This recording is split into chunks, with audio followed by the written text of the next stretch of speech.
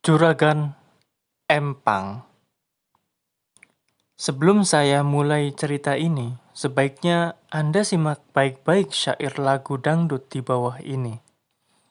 Sengaja saya terjemahkan untuk seorang pemalas seperti Anda. Tidak perlu. Baik. Bila Anda punya opsi terjemahan lebih baik, silahkan. Tapi demi harmoninya jalan cerita ini, saya sarankan Anda mendengarkan lagu Juragan Empang.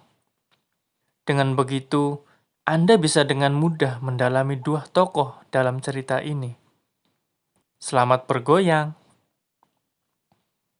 Dulatip. Dasarnya memang nasibku beruntung. Tanpa diminta, Kaji Daspan datang ke rumah dan memintaku untuk bekerja di empang miliknya. Mendapat nasib baik, rasa-rasanya seperti ketiban lintang di malam buta. Lebih-lebih orang yang bekerja serabutan sepertiku, pemasukan datangnya untung-untungan. Jika panen tiba, aku bekerja sebagai buruh tani. Lepas menjadi buruh tani, jadi buruh bangunan. Lepas jadi buruh bangunan, menganggur. Lepas menganggur, menganggur lagi. Lepas menganggur lagi, menganggur lagi. Lagi. Lepas menganggur lagi, menganggur lagi. Lagi dan lagi. Sebab bekerja sebagai buruh bangunan atau buruh tani di kampungku sifatnya musiman, tidak tentu. Jadi bagiku mendapat pekerjaan di empang Kaji Daspan merupakan keberuntungan untukku, juga keluargaku. Aku tidak perlu seperti Caswani yang berpura-pura sakit hanya untuk menyentuh hati anaknya supaya berangkat menjadi TKW di Malaysia. Anakku juga tidak perlu khawatir seperti Nur Laila yang nelembuk ngalor ngidul untuk membiayai hidup orang tuanya. Rabiku juga tidak perlu khawatir seperti Saritem yang nelembuk untuk menghidupi suami dan anaknya, yaitu Savitri. Aku juga tidak perlu khawatir dengan nasib buruk yang jatuh pada kami-kami ini, yang hidupnya setengah-setengah. Hidup segan, mati pun enggan. Cara-cara yang kusebutkan tadi sedikit tidak dilakukan oleh orang tua di kampung kami, yang tentu dikarenakan nasib menekan kami. Menekan. Jika ada tetangga sedang menceritakan motor barunya, menekan.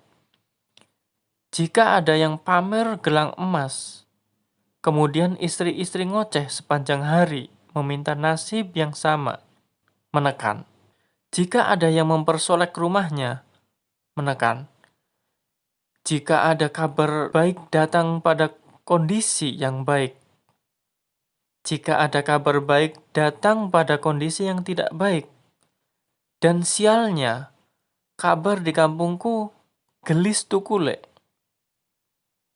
Seperti lumut di musim hujan, dan siapapun bisa terjatuh karena lumut yang licin itu.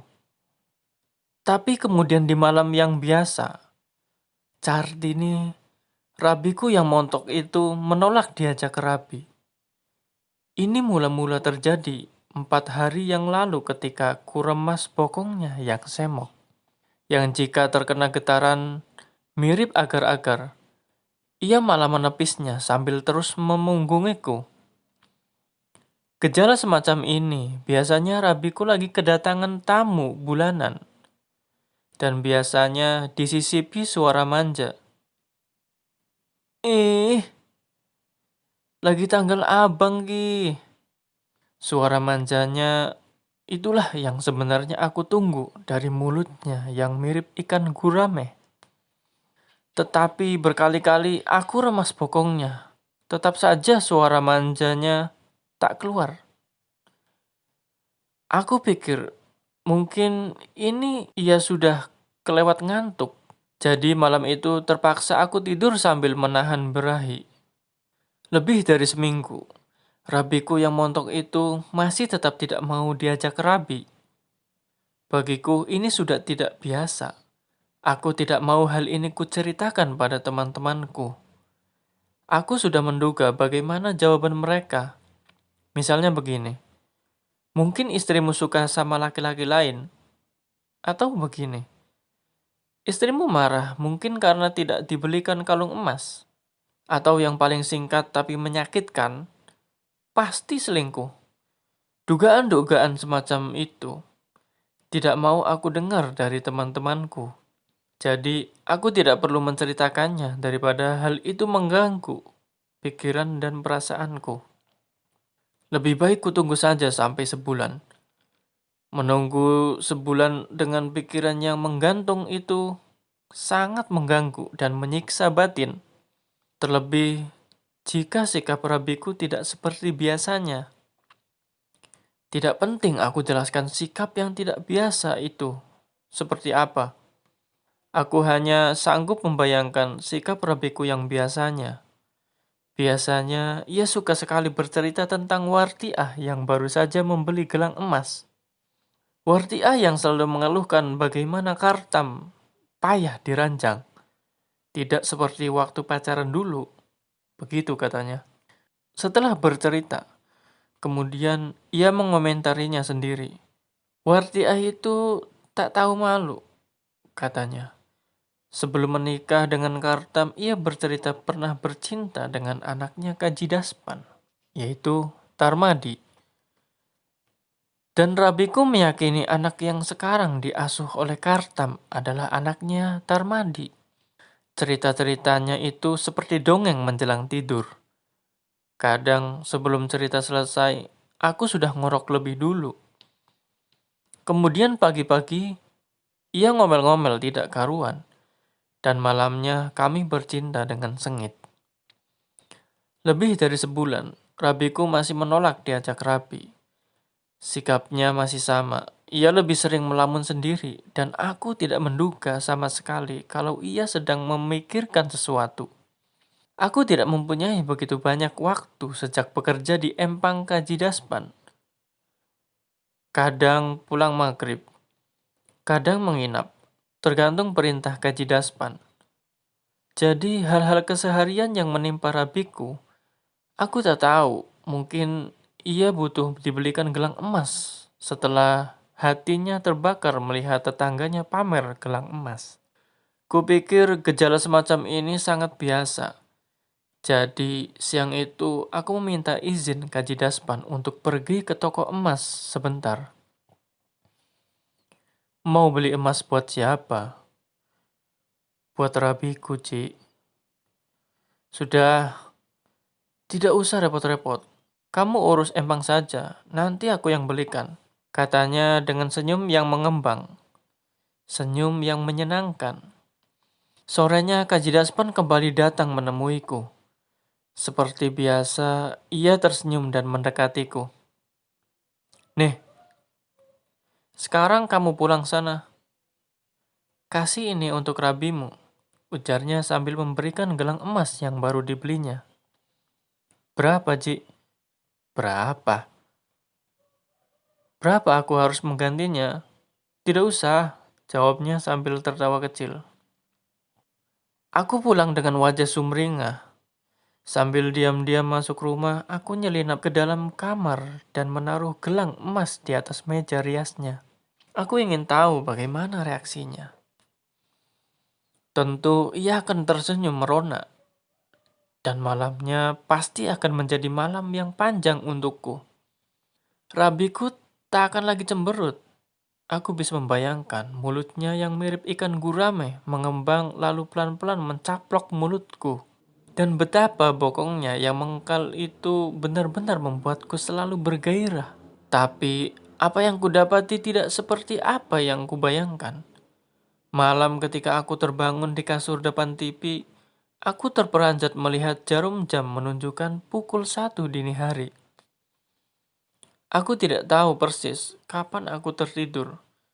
Yang kuingat selepas maghrib aku menonton sinetron Berandal Tobat yang dibintangi oleh Sasha Shakila, Micin, dan Rai Cho. Gelang emas yang kutaruh di atas meja rias tidak berubah posisinya. Kulihat rabiku tidur menghadap tembok, padahal padahal ia paling tidak suka tidur menghadap tembok. Dulu aku sempat menanyainya, kenapa ia tidak suka tidur menghadap tembok? Sehari-hari aku melihat tembok, masa tidur pun melihat tembok juga? Kalau kamu di luar rumah kan tidak melihat tembok. Kamu pikir rumah-rumah itu bukan tembok? Kalau begitu ke sawah sana. Di sana tidak ada tembok. Memangnya musim tandur? Ada juga kalau kemarau begini lihat orang berak. Daripada melihat tembok, lalu ia meremas kemaluanku dan aku mencumbunya. Kehangatan semacam ini sudah lebih dari sebulan. Dan aku tahu Rabiku masih belum tidur. Ini ku tahu dari cara bernapasnya. Biasanya Rabiku kalau tidur perutnya kembang-kempis secara teratur. Tapi apa yang kulihat sekarang lain sama sekali. Kulihat punggungnya naik turun, seperti menahan muatan yang berat, persis ketika dulu ia cemburu dengan Diva Fiesta. Lantaran aku menyuruhnya bergoyang seperti diva sebelum kami memulai bercinta. Setelah kejadian itu, selama 3 hari, Rabiku tidur sambil menghadap tembok, persis seperti sekarang ini. Kamu kenapa nih? Marah sama aku. Aku tahu persis jika Rabiku sedang marah, ia tidak langsung menjawab. Biasanya ia akan menjawab jika aku sudah bertanya lebih dari 3 kali. Maka, untuk mendapat jawaban cepat, biasanya aku langsung mengulanginya sampai 3 kali dengan pertanyaan yang sama. Dan ketika pertanyaan itu sudah lebih dari 3 kali, dipastikan akan keluar jawaban dari mulutnya yang mirip ikan gurame. Aku mau cerai. Dan itulah jawabannya. Sebenarnya, aku tidak tahu persis kenapa Rabiku meminta cerai. Sebab selama kami berkeluarga, tidak ada hambatan yang berarti dalam rumah tangga kami. Apa yang menjadi berat dalam perceraian ini bagiku adalah anak sematawayang kami. Ia sudah menginjak kelas 2 SMP.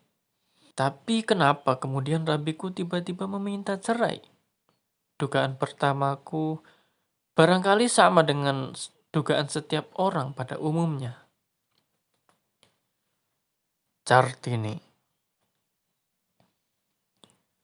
Mungkin ini salahku, tapi yang kulakukan ini baik untuk keluargaku, lebih-lebih anakku. Barangkali apa yang setiap orang pikirkan mengenai perceraianku akan sama. Dan yang paling menyedihkan dari semua itu adalah aku sebagai rabi. Orang akan mengira bahwa aku rabi tidak tahu diri, mempunyai suami yang diberi penghasilan tinggi oleh orang sebaik Kaji Daspan, dan diberi kecukupan hidup yang belum tentu setiap orang mendapatkannya. Tentu setiap orang bebas berpendapat. Siapa yang sanggup mencegah mulut setiap orang? Tidak ada. Bahkan presiden pun takkan mampu. Kudu amba tapihe, lega sarunge. Mungkin ini salahku, tapi bagiku ini baik untuk anakku. Aku menyadari memang sejak suamiku bekerja di Empang Kajidaspan, hidup kami kecukupan. Aku mensyukuri akan hal itu. Lebih dari itu malah.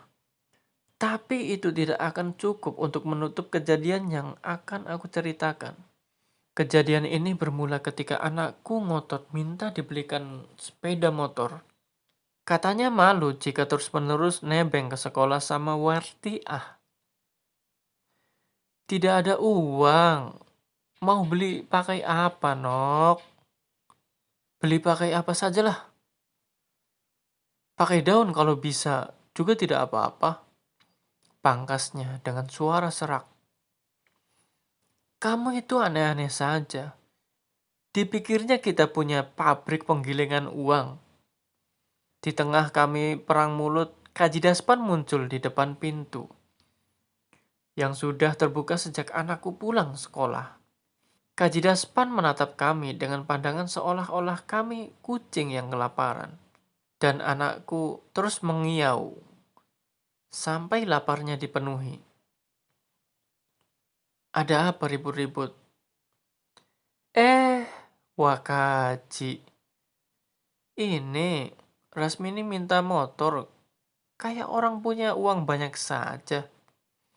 Kalau kayak Wakaji sih enak, tinggal gesek. Kayak babi kepet dong, tinggal gesek. Timpalnya sambil tertawa. Kayak ning tipi-tipi kahwa ATM. Nah, itu. Sudah. Besok uang DP aku yang bayar. Nanti angsuran tiap bulannya tinggal diterusin.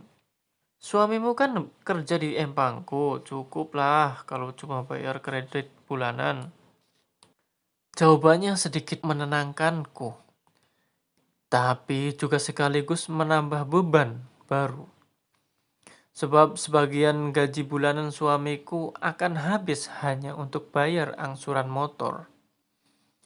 Tapi untuk menyenangkan anak sematawayang kami, apa boleh buat? Toh uang itu tidak hilang, ada wujudnya. Nih, kalau punya duit, beli apa saja bisa, termasuk beli kesenangan. Jangankan kesenangan, beli orang saja bisa. Tuh lihat di TV-TV. Akeh wong ngedol uang, akeh wong tuku uang. Makanya nih, kita harus menabung yang banyak. Bikin toko kelontong, terus bisa beli apa yang disenangi. Ujarnya waktu itu. Perkataannya itu masih terngiang sampai sekarang. Ia ingin membeli kesenangan setelah lama kami hidup serba pas-pasan. Tapi kemudian kesenangan itu tidak berlangsung lama. Sejak kebaikan Kaji Daspan berkali-kali datang ke rumah, kami tidak tahu kalau kebaikan itulah yang akhirnya membuat keadaan menjadi tidak baik. Tentu, kami bersyukur atas kebaikannya. Kami bukan orang yang tidak tahu berterima kasih. Bahkan untuk membayar kebaikan Kaji Daspan, suamiku rela menginap untuk menjaga empangnya. Meski sebelumnya suamiku menolak. Tapi lantaran tidak enak hati, aku menyetujuinya untuk menginap. Ditambah Kaji Daspan memberi gaji lebih. Jadi itu lumayan untuk menambah penghasilan bulanan. Tapi kemudian kesenangan itu tidak berlangsung lama. Barangkali orang-orang tidak akan tahu keadaan yang sebenarnya di keluarga kami. Sebab keputusanku ini memang sepihak dan mungkin juga merugikan keluargaku.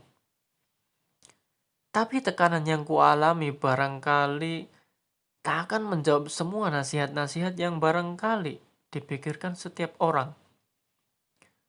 Sebab mereka bukan aku. Sebab mereka tidak mengalaminya. Maka keputusanku ini mutlak dan aku tidak punya cukup waktu untuk memikirkan hal yang sebenarnya tidak bisa kuselesaikan dengan bahagia. Tapi kemudian kesenangan itu tidak berlangsung lama. Sejak pintu kamar anakku setengah terbuka. Dan dari kamar itu aku tahu bahwa dunia telah terbuka di depan mataku.